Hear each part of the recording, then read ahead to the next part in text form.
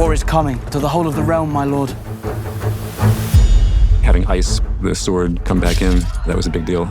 I hadn't seen it since they chopped off Ned's head. It's huge. It makes you feel like a wimp.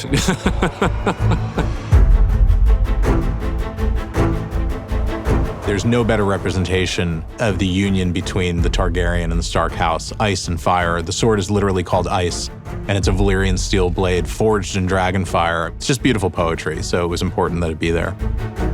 In episode 1, scene 1 of House of Dragon season 2, straight in, there's ice.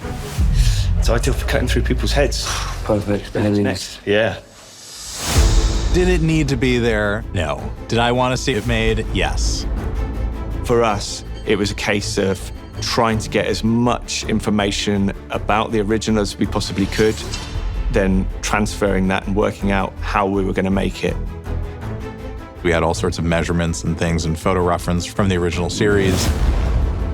It was a challenge for Jamie, our bladesmith, to make such a long blade in Damascus steel. To get the final Valyrian steel look, we're aiming to have a 1,000-layer pattern within the steel, and to do that, we take 2 different types of steel, a carbon steel and a nickel steel, and then we etch that in acid.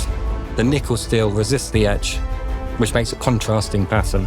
So we started off with a billet of 15 layers. We've drawn it right out to almost a metre. We've restacked it again, so then we ended up moving those 15 layers into 60 layers.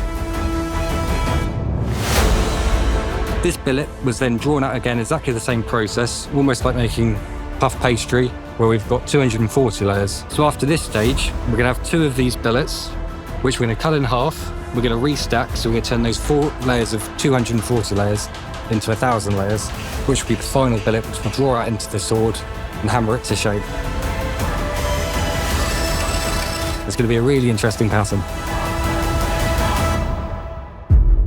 It was a thrill, and when you have a chance to recreate ice and put it on screen, you take it.